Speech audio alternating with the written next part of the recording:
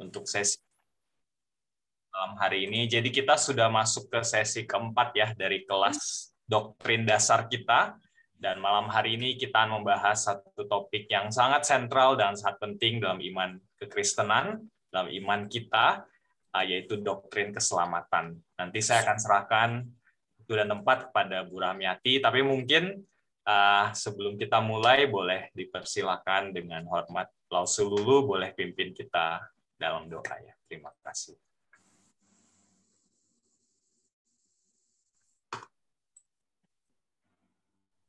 Oke, selamat malam Bapak Ibu sekalian, selamat malam juga Ibu Ati. Senang bisa bertemu lagi malam hari ini. Bapak Ibu, sebelum kita sama-sama dengan satu pembinaan yang boleh menguatkan iman kita lebih teguh di dalam kebenaran mengenal Allah kita sama-sama berdoa biar Roh Kudus menolong setiap kita untuk bisa mengerti kebenaran itu ya. Mari kita satukan hati, kita berdoa. Bapa dalam surga, kami kembali datang padamu. Kami mengucap syukur Tuhan untuk waktu di mana kami boleh tetap bersekutu pada Tuhan. Kami bersyukur kami boleh berdoa kepada Tuhan. Yang malam hari ini kami kembali datang untuk rindu semakin mengenal lagi kebenaran yang begitu mengagumkan dalam Engkau, karyamu yang begitu luar biasa, yang begitu indah dalam hidup setiap kami, dan tolong ajar kami untuk boleh mengerti. Kami juga bersyukur Tuhan untuk hamba-Mu, Ibu Rahmiati, yang akan membantu kami dengan sharing yang sudah dipersiapkannya. Biarlah Tuhan Allah sendiri yang menolongnya, agar bisa berkata-kata dengan bahasa yang kami bisa sama-sama mengerti, sehingga kami boleh semakin teguh lagi beriman, berakar di dalam Engkau, di dalam kebenaran yang sesungguhnya. Kudus bagi setiap kami, agar kami boleh belajar dan mendengarkan dengan baik. Terima kasih Tuhan, kami menyerahkan malam hari ini di kelas pembinaan ini, dan kami berdoa memohon di dalam nama Tuhan Yesus Allah kami yang hidup. Amin. Amin.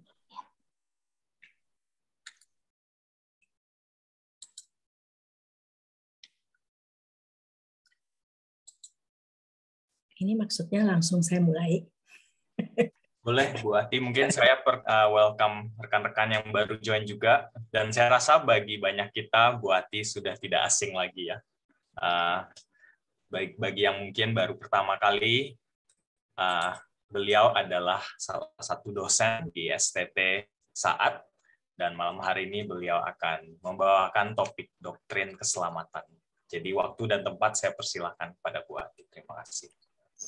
Baik, selamat malam saudara-saudara sekalian. Senang bisa bersama-sama dengan saudara, dan kita akan merenungkan atau membahas satu tema yang diberikan kepada saya adalah tentang keselamatan kita, gitu ya.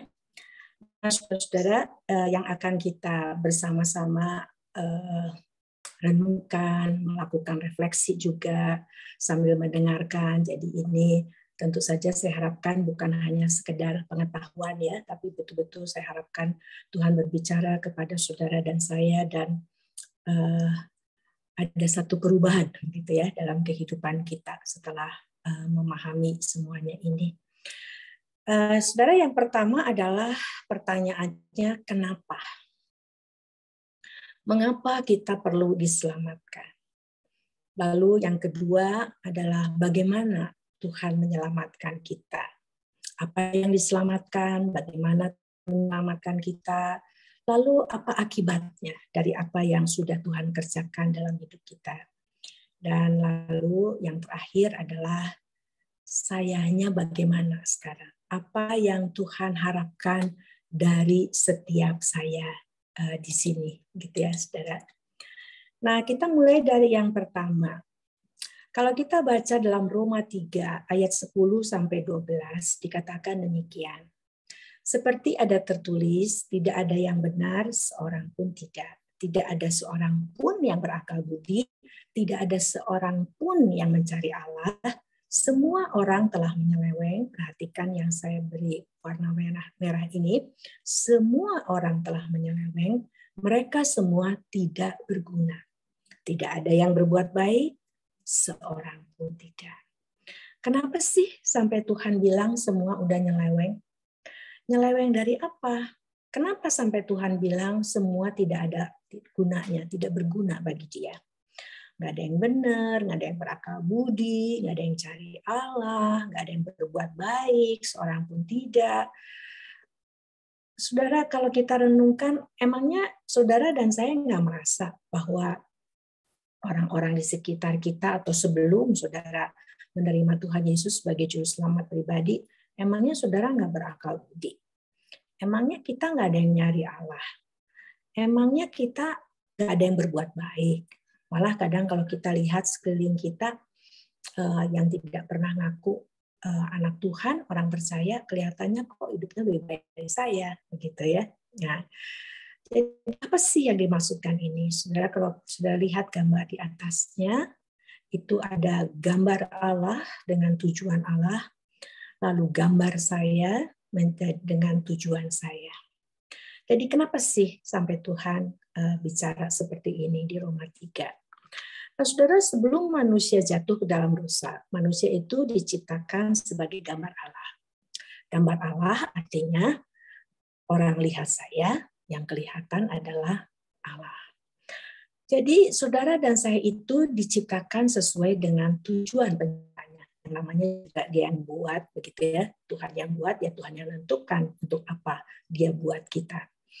Nah, berdasarkan tujuan Allah, sesuai dengan pernyataan di mana dikatakan bahwa kita diciptakan sebagai gambar Allah, maka yang Tuhan harapkan adalah pada waktu orang melihat diri kita yang diciptakan pada waktu itu telanjang, dan kita diciptakan sebagai gambar Allah, itu saja disebutnya, tidak punya apa-apa, belum melakukan apa-apa, begitulah, belum mencapai apa-apa, tapi Tuhan bilang kamu adalah gambar saya. Tujuannya adalah supaya orang lihat kita sebagai ciptaan sama dengan pada saat orang mengagumi ciptaan Allah yang lain. Maka Tuhan yang dipuji, yang dipermuliakan, Tuhan yang dihargai, Tuhan yang dipuji dalam arti aduh luar biasa ya. Kita diciptakan, kalau kita diselidiki oleh seorang ilmuwan yang ahli gitu ya tentang manusia, dan dia meneliti dengan teliti, maka mereka terkagum-kagum dengan susunan DNA yang ada pada kita. Mereka terkagum-kagum dengan segala struktur tubuh kita, dengan segala hal aturan yang Tuhan buat di dalam tubuh kita. Jadi ilmuwan itu mengatakan luar biasa yang menciptakan manusia. Hikmatnya itu luar biasa. Ya. Jadi pujian kepada Tuhan. Lalu pada saat orang, kan kita pada waktu manusia pada waktu diciptakan kan dititipkan ya, dipercayakan untuk mengelola taman. Ya, taman itu punyanya Tuhan. Ya, semua ciptaan punya Tuhan termasuk diri kita. Dan lalu kita diberi kepercayaan untuk mengelola, untuk memelihara taman. Nah, pada saat kita mengelola taman itu dan menghasilkan sesuatu, yang harus terjadi adalah orang akan melihatnya luar biasa ya Tuhan yang ciptaan kamu. Supaya kamu bisa mengelola sedemikian rupa dan kamu mengatakan saya bisa begini kata Tuhan. Maka segala pujian adalah kembali kepada Tuhan.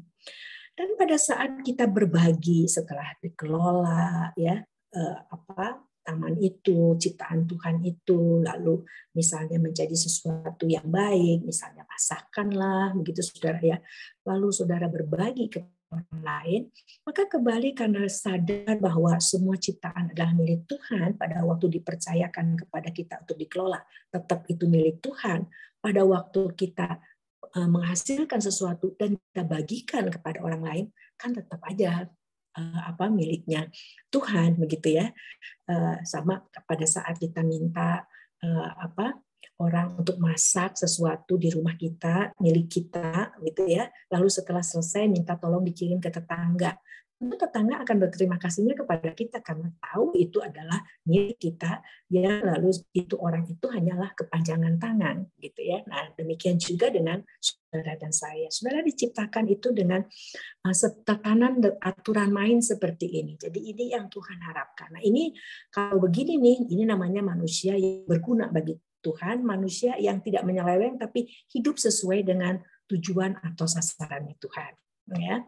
Nah, pada waktu manusia jatuh dalam dosa, itu karena manusia menolak hidup yang seperti itu. Karena manusia ingin dia yang jadi fokus, bukan Tuhan. Makanya dikatakan pada waktu ditawarkan, mau nggak kamu menjadi Allah? Ya langsung diambil tuh sama Adam dan Hawa.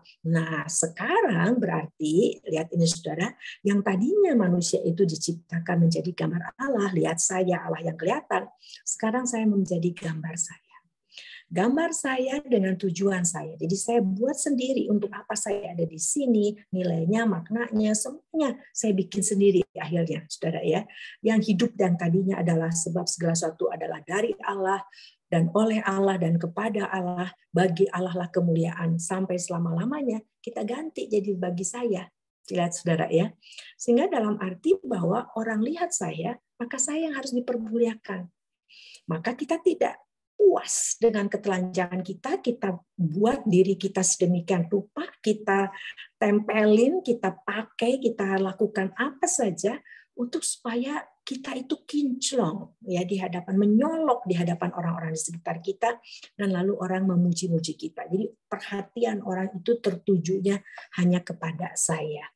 Dan pada saat kita menghasilkan sesuatu, maka yang saya harapkan adalah saya yang dipuji. Ya, dan pada saat kita berbagi kepada orang lain, maka yang saya inginkan adalah supaya saya yang diterima kasihi, saya yang disyukuri. Nah, ini saudara-saudara yang diharapkan dari orang yang sudah jatuh ke dalam dosa. Nah, makanya kenapa dikatakan nyeleweng?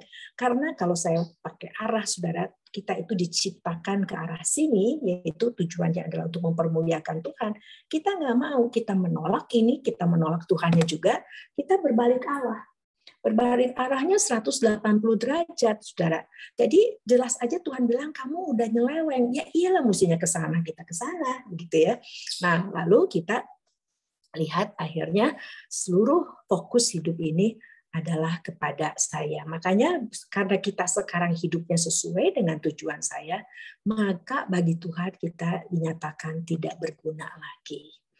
Nah, saudara dan saya setelah jatuh ke dalam dosa, maka fokus hidup ini sekarang adalah pada saya. Dan sebagai saya ini, lalu kita buat pola berpikir kehidupan ini dengan pola berpikir kerja. Jadi apa artinya? Kalau saya melakukan sesuatu, maka saya harus ada imbalannya. Jadi saya kerja, saya dapat upah. Jadi kalau saya sudah baik sama kamu, kamu juga mesti baik sama saya. Kamu mesti terima kasih sama saya. Kamu mesti menghargai saya. Jadi nothing is free gitu ya. Jadi saudara nggak mau saudara melakukan apa-apa lalu nggak dapat apa-apa. Gitu. Itu nggak mau, nggak ada di dalam pikiran kita setelah kejatuhan. Jadi yang kita harapkan adalah, lihat ini saudara, udah fokusnya di saya. Lalu cara berpikir kita adalah pada saat yang saya melakukan sesuatu, maka itu tiba baliknya harus kepada saya.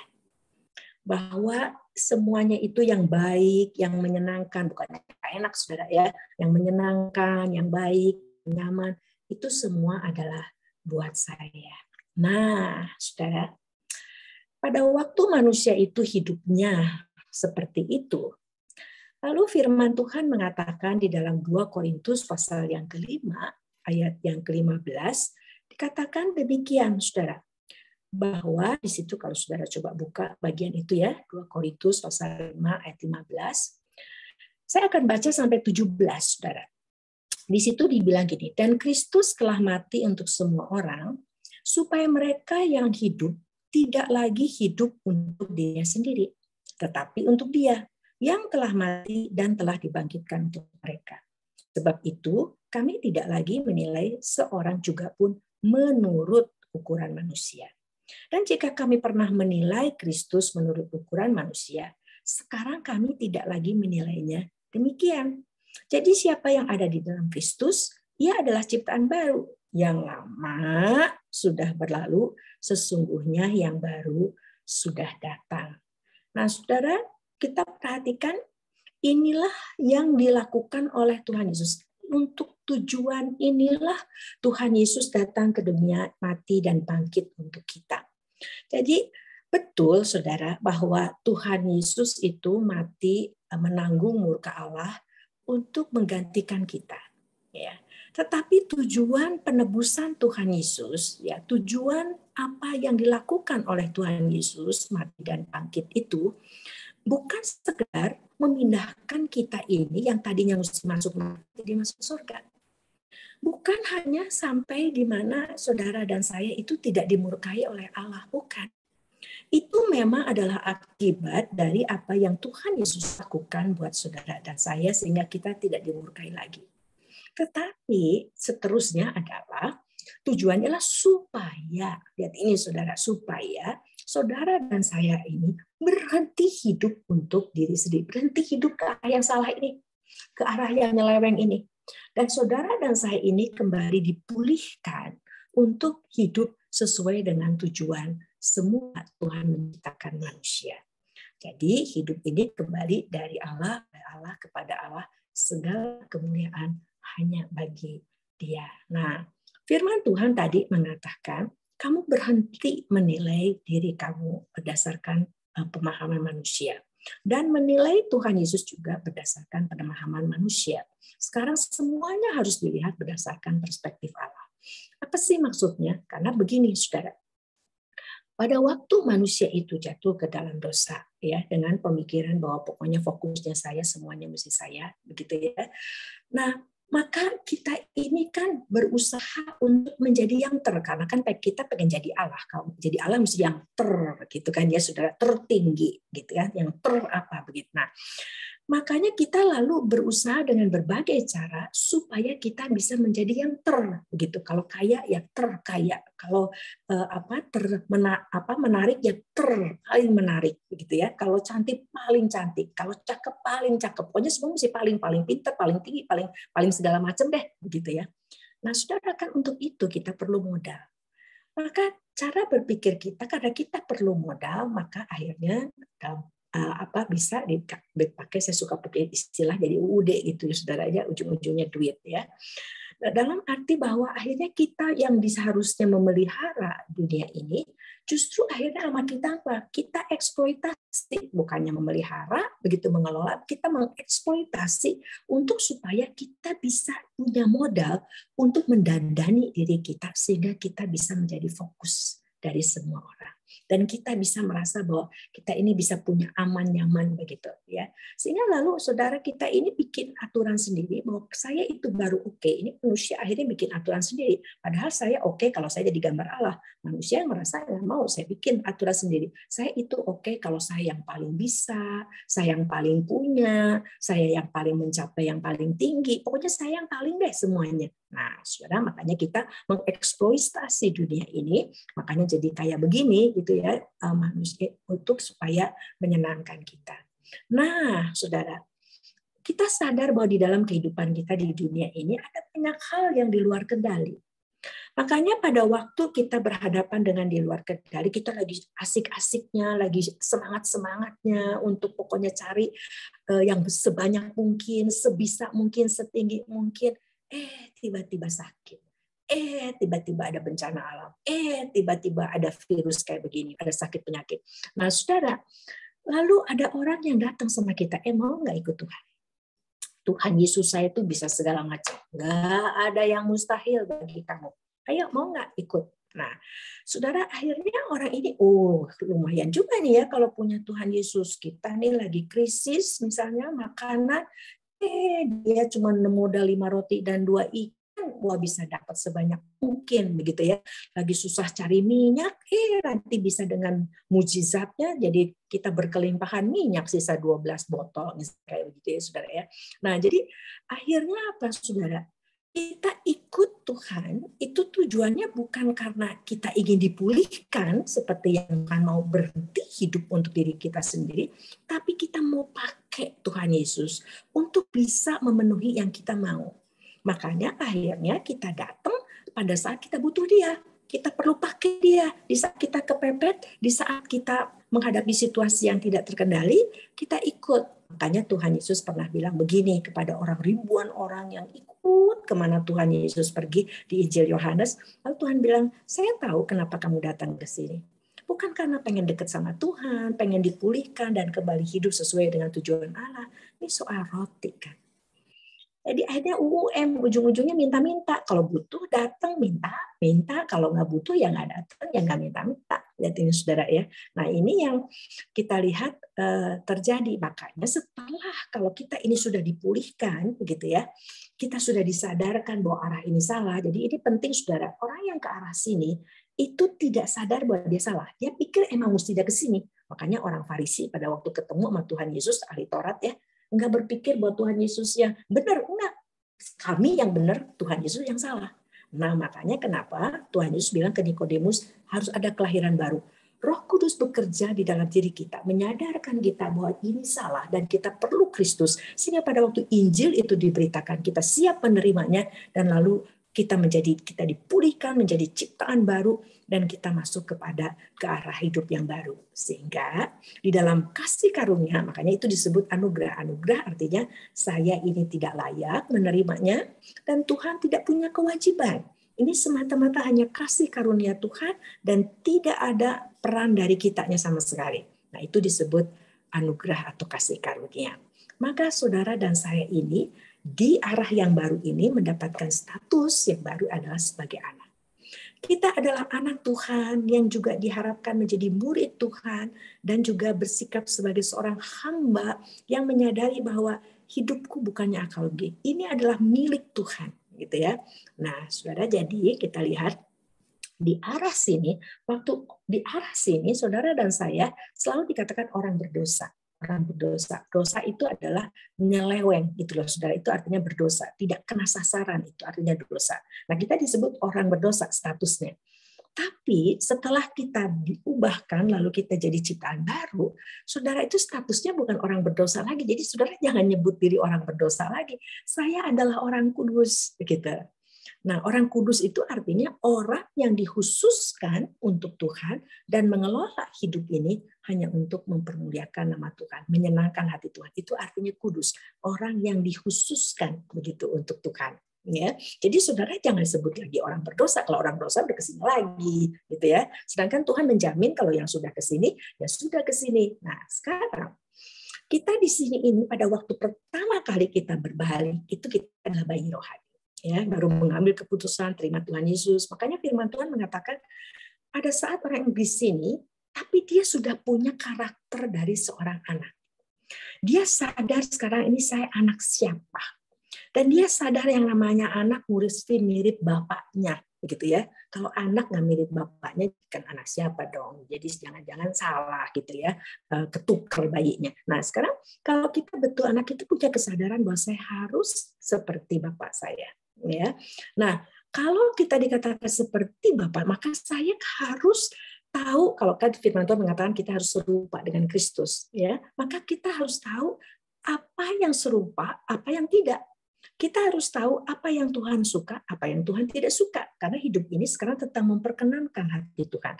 Nggak mungkin kita memperkenankan hati Tuhan kalau kita tidak mengetahui apa yang Tuhan suka dan apa yang Tuhan tidak suka. Nah, jadi lihat ini saudara. Karakteristik yang pertama dari seorang anak yang sudah tahu tujuan hidupnya sudah berubah sekarang, maka dia secara alamiah punya kerinduan untuk belajar firman.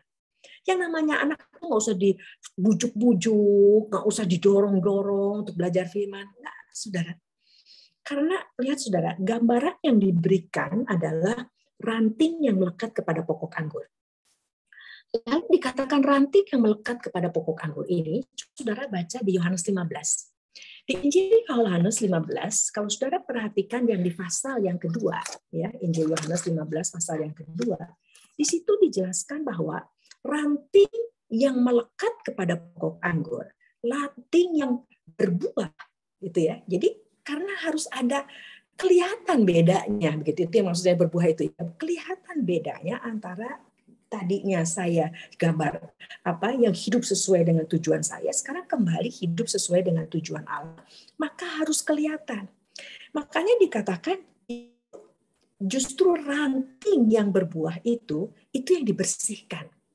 Itu yang mengalami proses pengudusan itu. Kan kita bertumbuh dari bayi menjadi dewasa. Ya, kan kalau yang namanya normal, saudara ya, ini kalau di sini ini mestinya jadi normal nih saudara ya. Itu bayi itu akan ada pertumbuhan karena dia akan terus belajar firman, dia menyadari apa yang Tuhan suka dan apa yang Tuhan tidak suka. Ya, lalu meninggalkan apa yang Tuhan tidak suka, lalu melakukan apa yang Tuhan suka. Sehingga dia kita lihat dari bayi ini dia menjadi dewasa rohani. Dia menjadi orang yang sekarang dikatakan bertumbuh dalam segala hal ke arah Kristus gitu ya. Dia sekarang siap menjadi orang yang rindunya adalah hidup menyenangkan Tuhan. Nah, sekarang soal pengudusan ini. Apakah yang namanya anak Tuhan ini masih bisa jatuh? Masih. Karena ada saat di mana ini tuh daya tarik ya, saudara ya, ingin menjadi sama dengan dunia ini.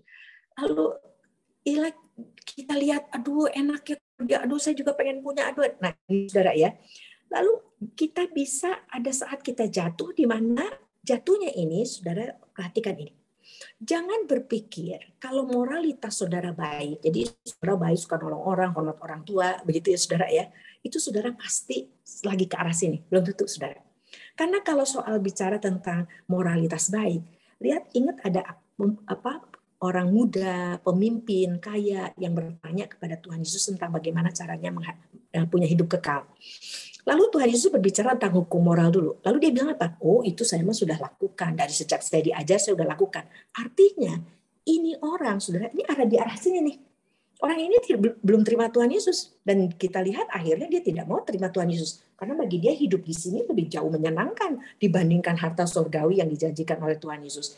Lalu, lihat ini di arah sini, dia itu orangnya baik, hormat orang tua, tidak mencuri, tidak mengingini punya orang lain, tidak berdosa. Jadi dengan kata lain, dia ini oke, saudara. Tapi Tuhan bilang kurang satu. Satunya apa? Karena Tuhan mengatakan di mana hartamu berada, di situ hatimu berada. Ini arah hidupnya ke sini.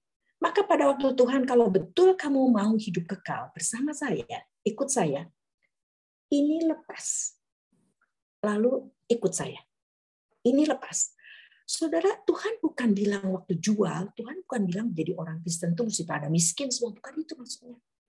Tapi Tuhan ingin, kamu nih hartanya nih, kamu tuh bukan niat pengen hidup kekal, kamu tuh pengen hidup kekal, tapi di sini tetap senang, tetap pokoknya hidup ini tentang saya, bukan tentang Tuhan. Makanya Tuhan bilang, kamu mesti tinggalkan yang ini, kamu balik ke sini. Nah, lihat ini saudara, ini bedanya. Kalau orang-orang yang di sini sedang berjuangnya adalah untuk supaya saya tetap oke. Tapi kalau saudara dan saya yang sudah terima Kristus, berjuangnya adalah supaya saya tetap menyenangkan Tuhan. Bukan saya oke, supaya Tuhan itu puas dengan saya, supaya Tuhan itu berkenan, supaya Tuhan menyenangkan hati Tuhan. Nah, sehingga jatuh bangunnya kita. Jadi, bisa jadi saudara itu kelihatannya baik-baik aja menurut orang. Tapi menurut Tuhan, semua yang kita lakukan ini bukan untuk menyenangkan Tuhan, tapi untuk menyenangkan orang lain atau menyenangkan diri kita sendiri.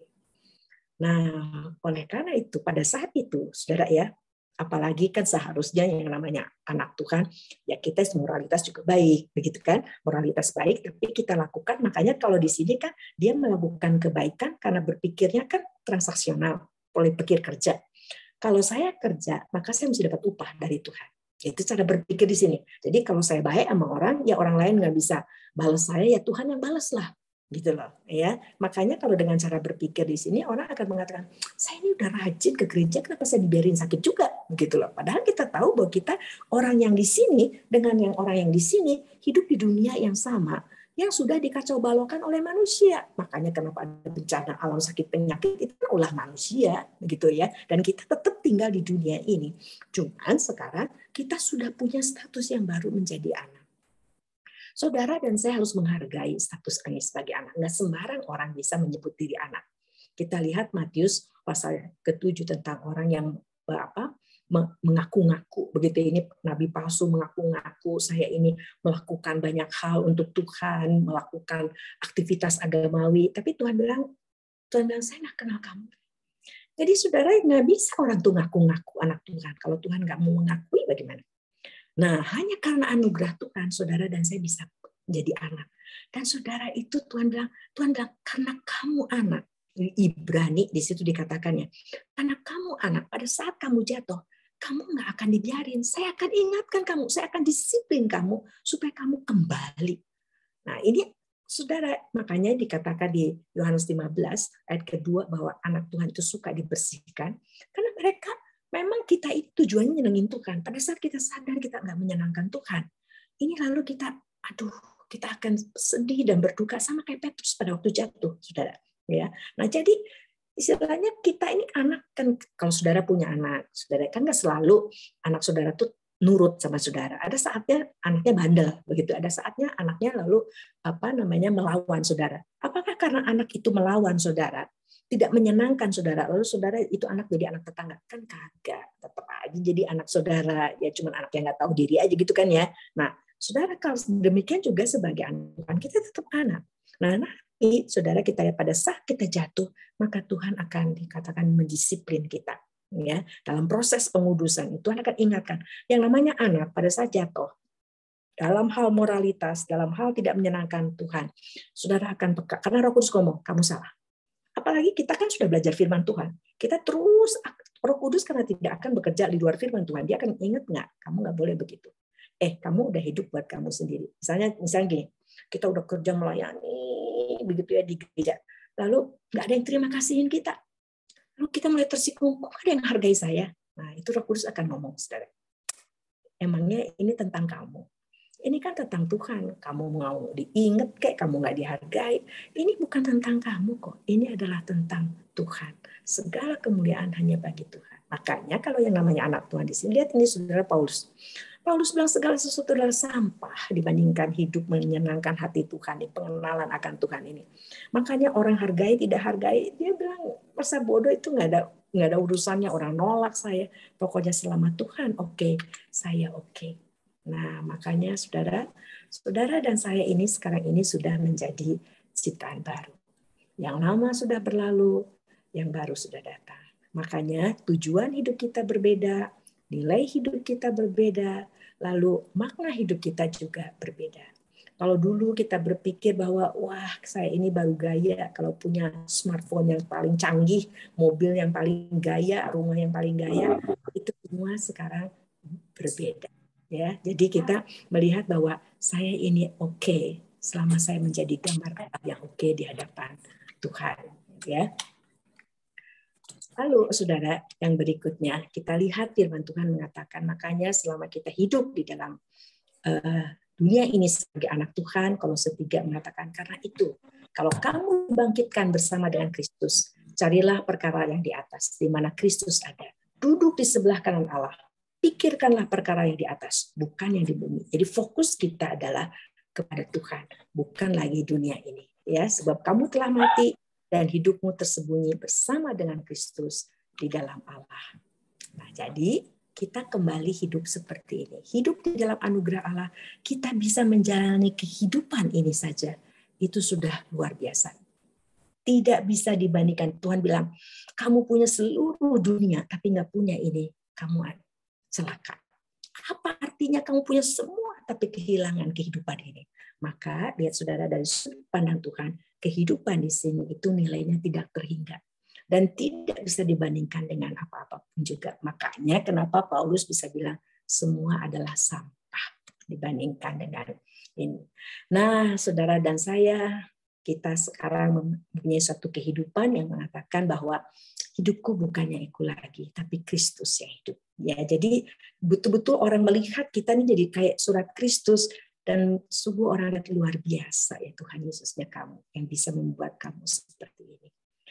Nah, yang Tuhan harapkan tentu saja dari anak-anak Tuhan adalah dengan kita terus dikuasai oleh kebenaran, maka kita tidak diombang-ambingkan oleh rupa-rupa angin pengajaran. Kita tidak bodoh amat kayak Zakaria dan Elisabet. mereka dipikirnya dikutuk oleh Tuhan karena nggak punya keturunan. Mereka tahu hidup menikah itu bukan tujuannya punya keturunan. Dikasih oke, tidak dikasih oke. Yang penting mereka hidup oke di hadapan Tuhan. Karena Tuhan bilang mereka benar, tidak bercacat melakukan firman Tuhan. Jadi mereka lihat ini, orang yang di sini nggak hidup berdasarkan apa kata orang, tapi hidup berdasarkan apa kata Tuhan. Jadi mereka tidak akan diombang-ambingkan, ya. Jadi mereka akan terus bertumbuh dalam segala hal ke arah Kristus.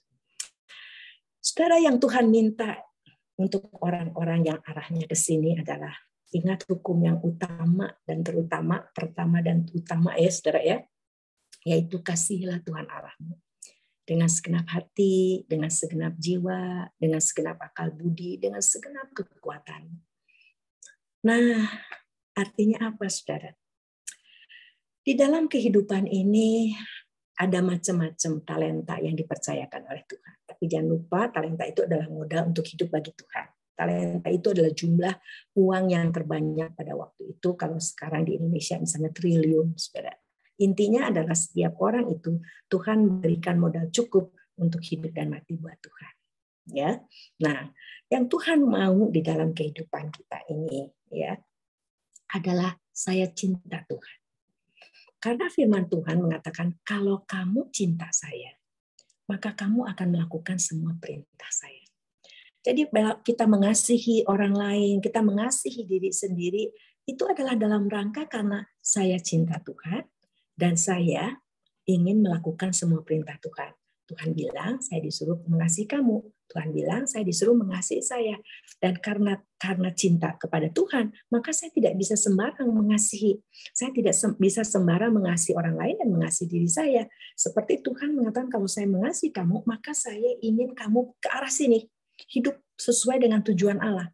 Maka pada waktu kalau saya mengasihi diri saya sendiri sebagai perintah Tuhan, karena saya cinta Tuhan, maka saya akan berusaha menolong diri saya untuk tetap hidup menyenangkan hati Tuhan. Makanya kenapa Paulus mengatakan menggambarkan diri sebagai seorang atlet, ya.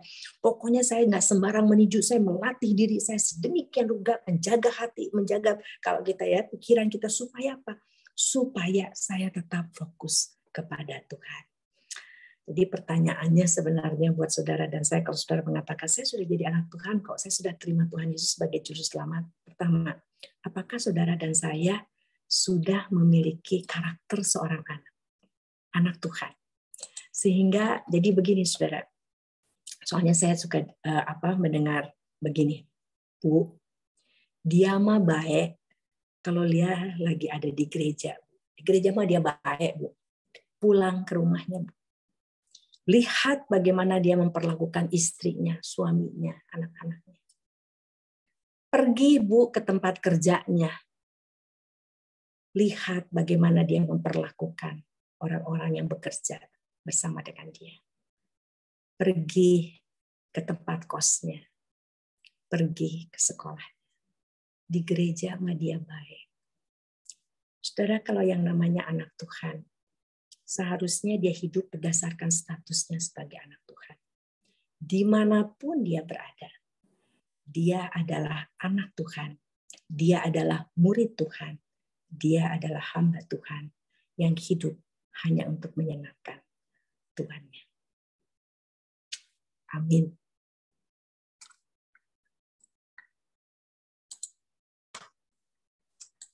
Ya, terima kasih untuk pemaparannya, Bu Pendeta Rahmiati. Rekan-rekan, semoga sesi malam hari ini bisa jadi satu kesegaran ya bagi kita sebagai anak Tuhan. Kita diingatkan sekali lagi akan kasih karunia yang telah kita terima di dalam Tuhan.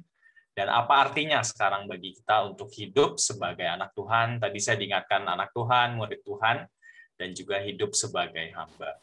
Bu Ati, biasanya di kelas BDC kita, karena ini masih ada waktu nih, apakah boleh ya mungkin dari rekan-rekan apabila ada pertanyaan yang berhubungan dengan apa yang dipaparkan tadi, mungkin kita boleh ada sedikit sesi tanya-jawab, boleh ya Bu Ati?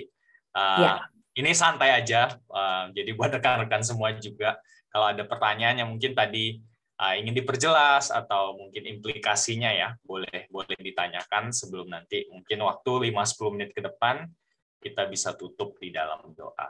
Silahkan, saya beri waktu beberapa 10 detik mungkin ya, karena boleh berpikir. Pertanyaannya boleh ditaruh di kolom chat atau langsung aja unmute dan ditanyakan. Terima kasih. Kalau saudara nggak ada yang tanya, nanti saya nanya. Benar, ayo. Kan kalau pelajaran harus ada ujiannya. Seperti itu ya, iya. Ayo silahkan rekan-rekan, jangan malu-malu.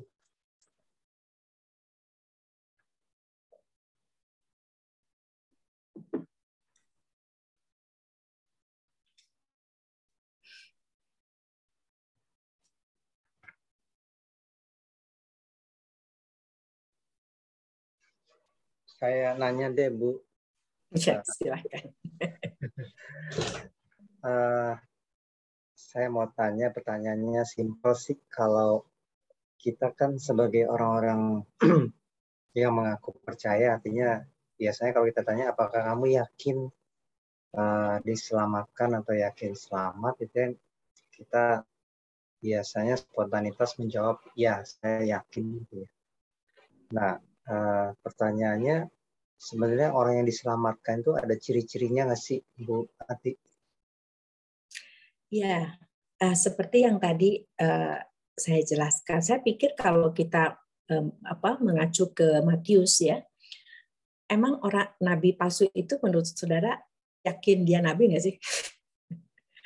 Dengan apa yang dia bisa lakukan, saudara ya, kan dia sering sebut-sebut nama Tuhan, gitu kan ya. Terus dia juga mengadakan mujizat, berbagai macam mujizat loh demi nama Tuhan. Dia ngusir setan demi nama Tuhan. Saudara akan berpikir, ini orang akan pikir, kitanya aja akan pikir, wah ini sih apa tangan kanannya Tuhan, gitu kan ya. Dan dia juga akan berpikir, oh saya oke kok, gitu ya. Nah, cuma ternyata di hadapan Tuhan, Tuhan bilang, enggak, kamu tidak oke. Karena Tuhan pakai katanya gini loh, enyahlah kamu sekalian pembuat kejahatan. Bayangkan segala sesuatu yang dia lakukan dikatakan jahat. Jahat dalam arti apa? Arahnya ke sini. Makanya saudara, kalau saudara dan saya dari sini bisa ke sini, anugerah. Kalau Tuhan tidak memberikan kasih karunia-Nya kepada saudara dan saya, saudara akan selalu berpikir ini arah yang benar. Makanya kenapa betapa saudara dan saya harus menghargai ini. Karena apa? Saudara dan saya tuh sama nggak layaknya sama orang yang semua yang ada di sini. Jangan berpikir di antara saudara ada yang lebih layak dari yang lain. Karena ada yang suka berpikir seperti itu. Karena pola berpikir di sini itu masih ada kalau tidak diformat ulang nih berdasarkan firman Tuhan, kita masih berpikir pola pikir kerja. Jadi begini saudara ya, ada orang pernah ngomong saya begini, terang aja kamu hidupnya kayak begini sekarang, soalnya kan masa lalu kamu jelek banget. Ingat ya? Jadi pemikiran dia bilang kalau saya mah dari kecil udah Kristen, dia bilang gitu. Jadi intinya begini, kalau dosa kita cuma 1 sendok teh, gitu ya, maka perlu darah Kristusnya juga cuma 1 sendok teh. Karena kita cuma berhutangnya 1 sendok teh kepada Tuhan Yesus, maka kita juga mati-matiannya 1 sendok teh juga cukup. Nah, kalau saya dosanya segentong, maka saya darah Kristusnya segentong. Maka saya juga jadi rasa syukurnya berutangnya juga segentong, maka mati-matian juga mesti segentong. Emangnya ada ayatnya begitu? Nggak ada, saudara. Saudara dan saya itu sama-sama ke arah sininya. Dia moralitas baik, tapi arahnya ke sini. Itu di bawah murka Allah, saudara. Berarti apa? Saudara dan saya sama-sama tidak layaknya, sama-sama kita harus menyadari Tuhan siapa saya. Saya tidak lebih baik dari mereka. Tuhan pilih saya. Hargai. saudara bisa nyebut diri anak, terus sama Tuhan dikatakan ini anak saya. Bayangin diakui saudara dan saya anak. Ada orang yang dianggap saudara aja sama orang terkenal, bangganya kayak apa? Apa sih? Kumpulin deh semua orang terkenal, semua orang yang berpangkat, semua presiden, ratu di dunia ini dibandingkan dengan Tuhan. Gak ada apa-apanya. Dan Tuhan bilang, kamu anak saya. Karena kamu anak saya, kamu gak akan saya biarin. Ibrani 12 mengatakan, kalau kamu sampai salah, saya ingatkan sekarang. Kamu pasti gak akan tenang. Saya hajar kamu, saya disiplin kamu. Untuk supaya kamu hidup sesuai dengan status. Wah, itu luar biasa. Itu luar biasa. Saya harap menjawab. Ya, terima kasih Bu Ati. Jawab Andri? Ya, cukup. Oke, saya lanjut. Ada pertanyaan tambahan dari Pak Erwin di chat ya. Mungkin saya bacakan aja. Apakah keselamatan itu ada hubungan atau tidak dengan etika? Apakah kita menerima keselamatan dengan cara cuma-cuma, lalu berarti kita tidak perlu beretika? Terima kasih. Jadi kan tadi saya sudah singgung bahwa pada saat kita berbalik ini kita menjadi anak Tuhan. Kalau yang namanya anak Tuhan mesti mirip bapaknya dong, begitu ya. Nah kalau kan bapak yang berikan 10 hukum itu kan, termasuk hukum moral itu di sana. Ya pastilah kita harus menaatinya. Jadi kalau namanya anak, ya pasti kita punya moralitas yang baik. Kita berlaku sebagai anak. Nah, berlaku sebagai anak, tapi bukan hanya sekedar punya moralitas, tapi kita melakukan semuanya itu karena saya cinta Tuhan. Ini beda, saudara. Kan kalau di sini transaksional, ya tujuannya buat saya. Jadi saya lakukan segala sesuatu supaya saya. Lihat ini ya. Jadi kalau supaya sayanya nggak nyampe, maka saya kecewa, saya marah. Ya, saya udah melayani nggak dihargai, kok saya nggak disebut-sebut, marah. Ke sini. Tapi kalau di sini, saya menjalani seluruh kehidupan ini karena saya cinta Tuhan. Dan sebagai orang yang cinta Tuhan, saya seharusnya melakukan semua perintah Tuhan. Makanya saya belajar firman Tuhan baik-baik. Nah kalau belajar firman baik-baik, makanya Tuhan bilang, ya kamu, contohnya aja mengampuni harus lebih, kalau kamu lebih dari sini, kan transaksional di sini. Kalau kamu mengampuni sama orang yang baik sama kamu, pemungut cukai juga melakukannya. Kan terus kita dikatakan, kamu harus mirip bapakmu. Yang lalu bagaimana kita ini lagi nggak tahu dirinya, gitu ya. Tuhan masih berbelas kasihan menyelamatkan kita, mengampuni kita. Nah, itu. Terima kasih. Mungkin ada waktu untuk 1-2 pertanyaan terakhir ya dari rekan-rekan. Apakah ada? Boleh langsung di-unmute aja atau ditaruh di chat room.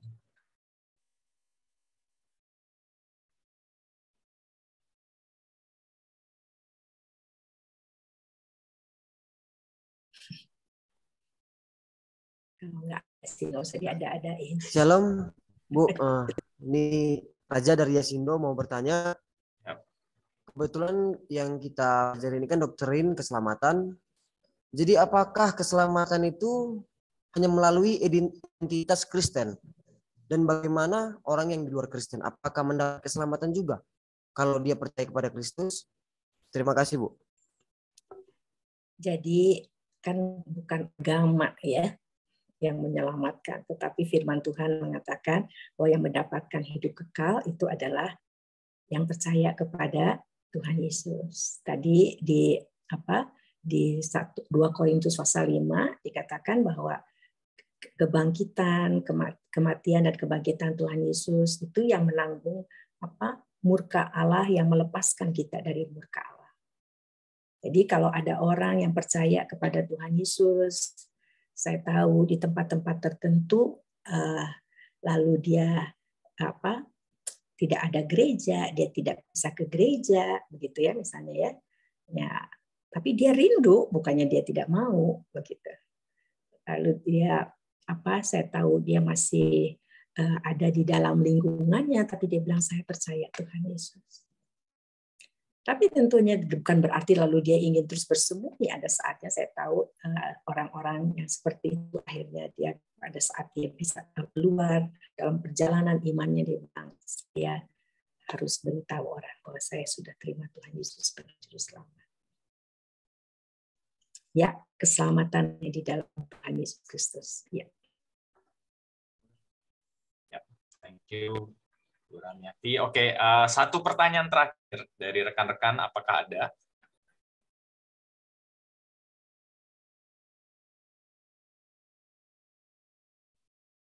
Oke, sepertinya sudah tidak ya. Kalau gitu saya akan ambil pertanyaan yang terakhir. Saya menanyakan bagi rekan-rekan juga yang malu bertanya. Bu Ati, mungkin saya ingin bertanya lebih dari aspek pastoral ya. Kalau misalnya kita mungkin ada kerabat, saudara, atau teman yang sudah Kristen, sudah percaya, tapi ketika mereka bergumul dengan dosa, mungkin mereka meragukan keselamatan mereka. Mungkin mereka melihat kok orang lain, Kristen yang lain bisa ya, kayak hidup taat gitu. Lalu saya sering jatuh ke dalam dosa yang sama, saya sering rasanya kok jauh banget gitu dari standar Tuhan. Nah, bagaimana kita bisa mungkin mendorong mereka atau menguatkan mereka ya? Atau bahkan kalau diri kita sendiri berpikir seperti itu, apa mungkin masukan atau saran dari Bu Ati? Terima kasih. Firman Tuhan mengatakan, jangan dari saya ya, saya sih bisa salah. Tuhan aja bilangnya apa ya, untuk kita semuanya. Firman Tuhan mengatakan, kerjakanlah keselamatanmu dengan takut dan gentar. Jadi dengan kata lain, jangan putus asa. Di dalam pertumbuhan kita sendiri sebagai saudara seiman, kita tidak boleh menghakimi. Ya, setiap orang punya perjalanan imannya masing-masing bersama Tuhan. Ya. Dan makanya kenapa saudara dan saya juga tidak boleh tersandung. Betul ya? Tidak boleh jadi batu sandungan, tidak boleh tersandung, gitu kan ya. Nah, jadi jangan sampai begini. Aduh, misalnya kita lihat saudara seiman kita jatuh, lalu kita, wah gimana sih? Apalagi biasanya kalau saudara seimannya dia aktivis loh, dia majelis, dia pendeta, gitu kan? Seakan-akan bahwa karena begini, saudara-saudara, kalau kita tidak berjaga-jaga, karena firman Tuhan mengatakan udah mah iblis yang mengaum-ngaum seperti singa, mencari terus celah untuk kita bisa menjatuhkan kita, gitu ya. Lalu kita ini kedagingan kita ini ada saatnya muncul, begitu kita melihat sekeliling kita ingin rasanya aduh kita bisa diterima sama dunia ini kok lebih menyenangkan, bisa begitu ya, ada godaan-godaan itu. Tapi Tuhan selalu mengatakan begini, pencobaan yang kamu alami, 1 Korintus 10 ya, ayat 13, adalah pencobaan biasa. Saudara, pada waktu saya baca itu, kenapa dibilang biasa ya? Nah, tadi kan saudara mengatakan bergumulnya setengah mati gitu loh, ya. Tapi kok firman Tuhan bagi anak Tuhan bilang pencobaan yang kamu alami biasa. Dan Tuhan janjikan, saya akan kasih jalan keluar. Dan kamu bisa. Ya. Lihat ini kekuatannya dari Tuhan ya, jalan keluarnya dari Tuhan. Dengan kata lain apa? Kenapa biasa? Karena sebenarnya di sini ya, tarik-menariknya tetap sama. Antara nyenengin Tuhan atau nyenengin saya. Memuaskan hati Tuhan atau memuaskan nafsu saya. Itu pencobaannya itu tetap tentang itu. Dan Tuhan mengatakan, saya tidak akan tinggalkan kamu. Saya beri kamu sudah kekuatan. Kamu segala perkara, gitu kan yang dikatakan ya di Filipi 3 ayat 12 ya. Segala perkara dapat kutanggung di dalam Dia yang memberi kekuatan. Jadi Tuhan bilang, kamu bersandar kepada kekuatan Tuhan, jangan kekuatan kamu sendiri. Kalau saudara dan saya sudah ada di sini, ingat, jaga-jaga. Karena termasuk saya, bisa jatuh sejatuh-jatuhnya. Namanya anak Tuhan, tapi pada saat jatuh, dia tidak akan tenang. Dia akan, aduh Tuhan, ampuni, kayak Petrus itu menangis terseduh. Dan pada saat Tuhan balik, kita akan pada saat Tuhan membuka seperti anak bungsu itu loh, ya. Di mana Bapak itu, bagi saya itu bukan perumpamaan anak bungsu yang hilang, bagi saya itu perumpamaan kasih Bapak yang luar biasa. Anak yang nggak tahu diri kayak begitu. Itu kenapa sampai anak itu dari jauh bapaknya udah tahu. Kenapa? Karena bapaknya nungguin. Kasih yang kayak apa itu, saudara? Bahwa Bapak menanti anak itu balik. Dan Bapak bilang, saya tidak akan biarkan kamu. Karena itu jangan putus asa. Bangkit. Lalu mohon untuk pertolongan Tuhan. Bangkit, mohon pertolongan Tuhan. Biasanya Tuhan bekerja dalam kehidupan kita sesuai dengan kurikulum kita masing-masing. Kita masing-masing punya keunikan. Ada yang kurikulumnya soal sombongnya, ada kurikulumnya soal nafsu seksualnya, ada kurikulumnya itu terus. Selama itu belum lulus, itu akan terus dibentuk oleh Tuhan. Dan biarkan diri menjadi tanah liat. Supaya kita boleh menjadi bejana sesuai dengan yang Tuhan mau. Oke? Ya, thank you jawabannya, Bu Ati. Sungguh mengingatkan kita kembali ya, betapa baiknya Tuhan kita, betapa baiknya kita yang tidak layak ini diselamatkan. Bahkan ketika kita masih berdosa ya, kalau kita masih lemah, apalagi sekarang Tuhan mau menjaga kita, menopang kita, dan kalau kita mau balik kepada Dia, kita diingatkan kembali tadi, tentu saja Tuhan Allah mau mengampuni kita. Oke, kita sudah menuju penghujung sesi malam hari ini. Sekali lagi mungkin kita bisa ucapkan terima kasih ya bagi waktunya Bu Ati, rekan-rekan bisa mungkin kasih Puji Tuhan, puji Tuhan. Terima kasih kepada Tuhan. Sebentar saya akan minta Evangelis Joko untuk menutup kita dalam doa, dan setelah itu rekan-rekan mungkin boleh stay bentar, kita boleh ambil foto ya untuk dokumentasi, lalu nanti ada sedikit pengumuman dari saya. Terima kasih. Silakan Pak Joko, boleh tutup kita dalam doa. Mari kita berdoa. Bapa kami yang ada di dalam kerajaan surga, kami mengucap syukur untuk pembelajaran tentang doktrin keselamatan, dan kami bersyukur untuk keselamatan yang sudah Tuhan beri bagi setiap kami.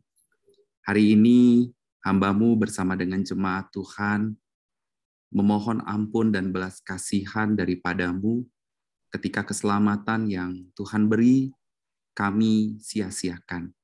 Ampunilah kami Tuhan, karena kami sekali lagi di dalam hidup kami menyia-nyiakan kasih karunia Tuhan yang begitu indah itu. Hari ini ajar kami untuk boleh mengerjakan keselamatan kami dengan takut akan Tuhan, dengan kesetiaan, meskipun di dalam perjalanan iman kami ada begitu banyak jatuh bangun yang kami alami. Bapa, bantu kami untuk kami boleh balik lagi kepada Tuhan, dekat lagi dengan Tuhan, mengalami Tuhan tiap-tiap hari. Pimpin dan terus bentuk kami jemaat-Mu agar makin hari makin terus mengenal Tuhan, makin hari makin hidup tidak menyia-nyiakan anugerah Tuhan. Terima kasih untuk Bu Ati yang boleh membimbing kami, mengajar kami tentang kebenaran firman. Tuhan berkati Bu Ati di tengah pelayanannya di saat dan juga SMC, dan juga berikan kekuatan dan kesehatan bagi Bu Ati di dalam menjalankan pelayanannya. Terima kasih Bapak, ini doa kami, di dalam nama Tuhan Yesus, hamba-Mu berdoa. Amin. Amin. Terima kasih banyak. Sekali lagi saya mengucapkan terima kasih. Mungkin rekan-rekan nggak tahu ya, tapi ketika saya ngontak Bu Ati untuk ngisi sesi malam hari ini, Bu Ati ternyata ada seminar dari pagi ya, sampai seharian sampai sekarang, tapi beliau masih menyisihkan waktu bagi kita.